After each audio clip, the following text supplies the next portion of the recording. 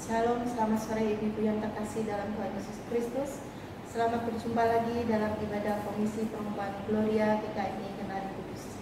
Walau sore hari ini kita beribadah di tempat kita masing-masing, tetapi setiap kita percaya kasih karunia Tuhan Yesus selalu menyertai setiap kita. Untuk mengawali ibadah pada sore hari ini, marilah kita menaikkan satu pujian, Engkau alasan.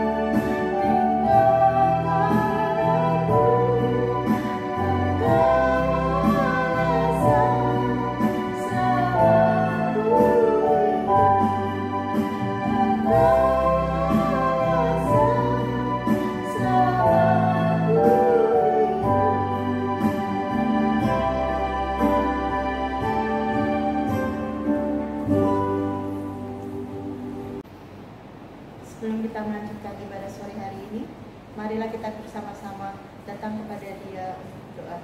Bapa di dalam surga, pada sore hari ini, kami para wanita bersatu hati untuk datang memuji dan menyembah-Mu. Ampuni segala kesalahan kami, kuduskan dan sucikan setiap kami, sehingga kami layak di hadapan-Mu. Dan kami serahkan ibadah sore hari ini dari awal hingga akhir ke dalam tangan-Mu ya Tuhan. Hanya di dalam nama Tuhan Yesus Kristus kami sudah mengucap syukur dan berdoa. Haleluya. Amin. Marilah kita bersama-sama menaikkan satu pujian, satu hal yang kurindu, yang menyatakan kerinduan setiap kita untuk bisa bersama-sama berkumpul di rumah-Nya yang kudus.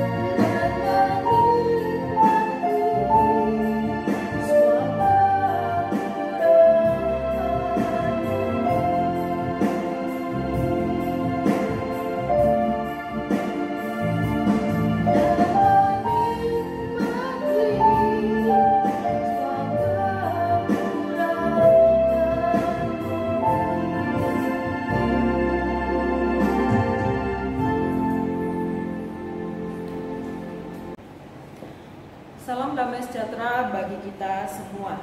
Ibu-ibu yang terkasih dalam Tuhan, hari ini kita akan kembali merenungkan firman Tuhan yang diambil dari Injil Matius pasal yang kelima ayat yang ke-9. Saya akan bacakan bagi kita sekalian. Demikian bunyi firman Tuhan. Matius 5 ayat yang ke-9, berbahagialah orang yang membawa damai karena mereka akan disebut anak-anak Allah. Berbahagialah orang yang membawa damai karena mereka akan disebut sebagai anak-anak Allah. Saudaraku, kata membawa damai di dalam bahasa aslinya lebih tepat diterjemahkan dengan kata pembuat damai. Atau di dalam beberapa terjemahan bahasa Inggris dipakai kata peacemaker, pembuat damai. Saudara, pembuat damai itu memiliki tuntutan yang lebih besar, tanggung jawab yang lebih daripada tindakan menjaga perdamaian. Saudara, tindakan menjaga perdamaian berarti perdamaian itu, damai itu sudah ada. Tetapi pembuat damai, kita dituntut menghadirkan damai itu, menghadirkan damai kedamaian itu di tengah sebuah konflik, perselisihan yang sedang terjadi. Dan dalam kehidupan kita sehari-hari, kita tidak lepas dari yang namanya konflik, perselisihan, pertengkaran. Saudaraku, sebagai seorang peacemaker, seorang pembuat damai, kita tidak sekedar berseru, peace, peace, damai, damailah. Ya, damai, damai, ojo berantem, jangan bertengkar. Dan kemudian kita berlalu begitu saja. Saudara kasih di dalam Tuhan, seorang peacemaker tidak sekedar melerai, memisahkan sebuah perkelahian, sebuah pertikaian tanpa betul-betul mendamaikannya. Saudara, ini sulit dipraktekkan. Ini sungguh sulit dipraktekkan. Apalagi ketika seseorang atau pribadi atau kelompok yang sedang bertikai itu merasa semua saling menang sendiri. Aku yang paling benar, aku yang paling benar. Itu sungguh sulit untuk didamaikan. Atau saudara, seorang peacemaker bukanlah seseorang yang membiarkan perselisihan itu, ya sudah biarin aja lah, nanti akan mereda sendiri sejalan dengan berjalannya waktu. Nanti kan damai sendiri. Saudara, ini bukan mendamaikan, bukan membuat damai. Perselisihan tidak akan selesai dengan sendirinya. Yang ada malah relasi akan menjadi sebuah relasi yang dingin. Kenapa? Karena perselisihan itu tidak selesai, tidak diselesaikan dengan baik. Matius 5 ayat yang ke-23 mengingatkan kepada kita demikian. Kita harus menyelesaikan, kita harus membereskan pertikaian dengan orang lain. Mengingatkan kita untuk apa? Berdamai. Berdamailah dengan sesamamu. Matius 5 ayat 39 sampai dengan 42. Tuhan mengajarkan kepada kita untuk apa? Ini loh perannya seorang pembuat damai. Tidak membalas dendam sebagai bentuk tindakan pembuat damai. Ya, perselisihan itu ada, pertengkaran itu ada. Selesaikan dengan baik, bicarakan dengan baik, dan jangan sampai ada dendam itu. Saudara, meskipun berat, ya, meskipun berat dan tentulah akan ada pertentangan. Sekali lagi, tidak semuanya mau berdamai karena merasa menang sendiri, paling benar.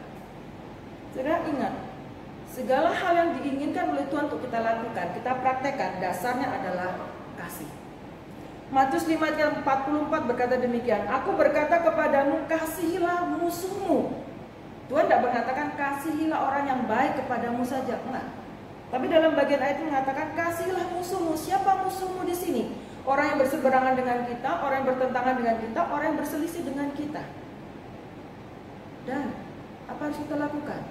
Perintah Tuhan adalah kasihilah musuhmu dan berdoalah bagi mereka yang menganiaya kamu. Tuhan tidak perintahkan kepada kita untuk dendamlah, marahlah kepada mereka. Tapi Tuhan perintahkan kepada kita, berdoalah.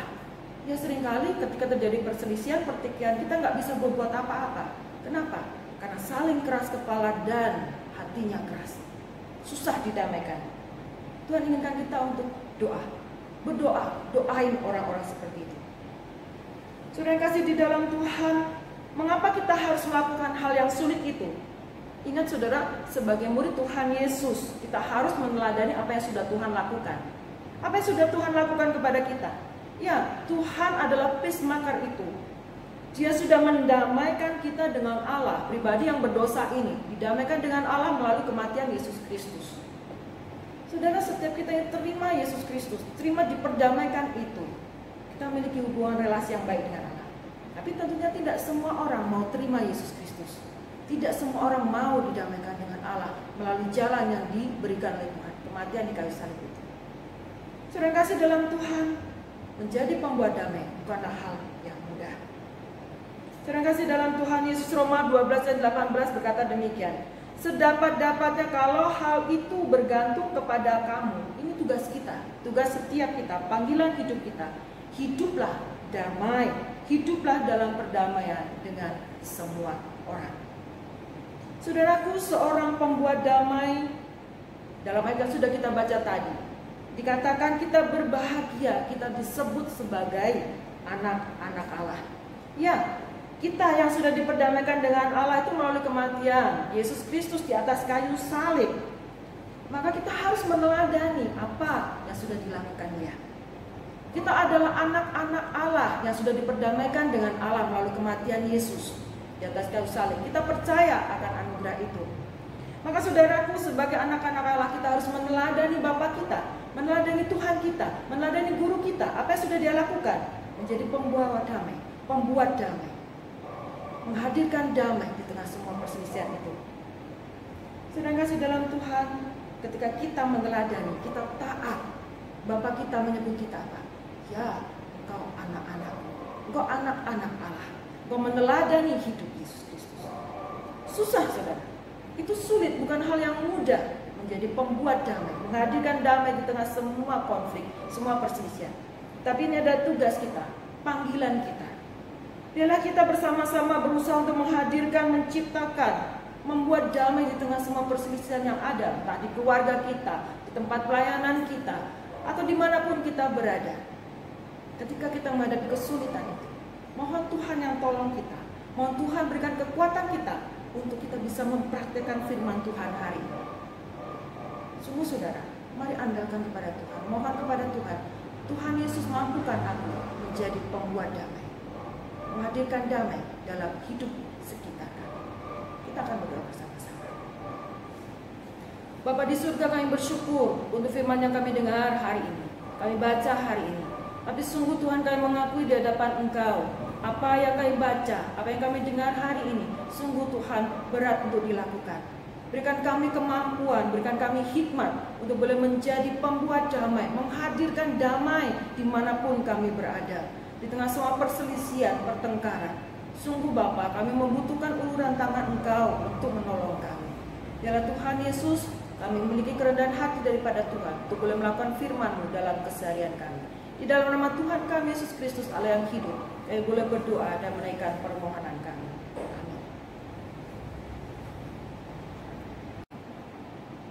Sebelum kita mengakhiri pada sore hari ini, marilah kita menaikkan satu pujian. Pujian ucapan syukur kita kepada Tuhan Yesus Kristus. Sajake aku biada Kristus.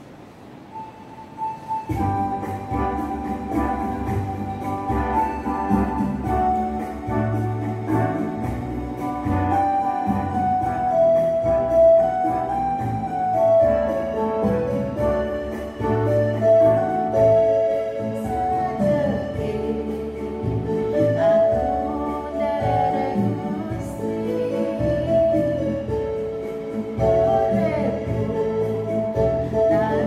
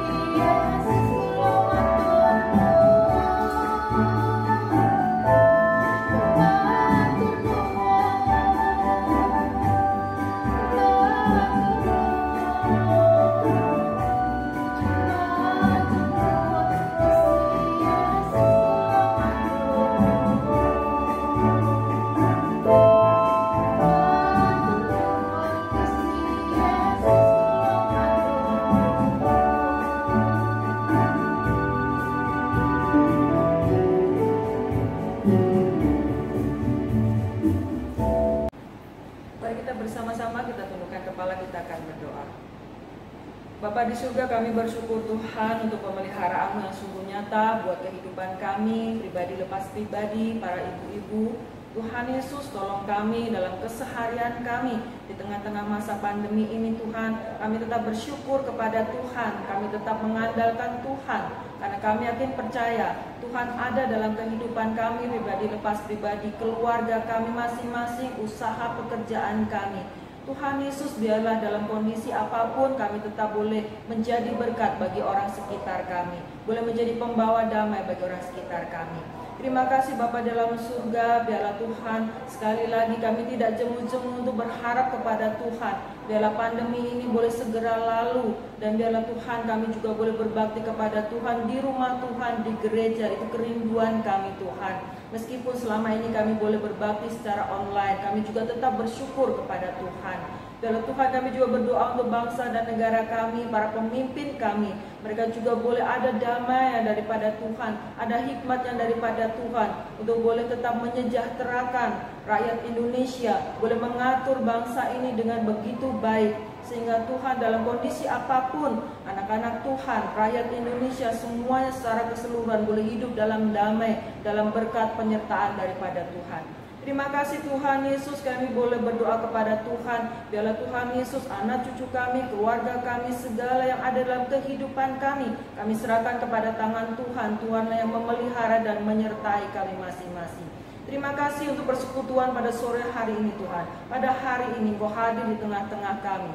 Dan biarlah Tuhan Yesus, kasih sukacita, damai sejahtera, pemeliharaan yang sungguh nyata dari Tuhan ada bersama-sama dengan kami semua, mulai dari sekarang sampai selama-lamanya. Amin. Bapa, terima kasih.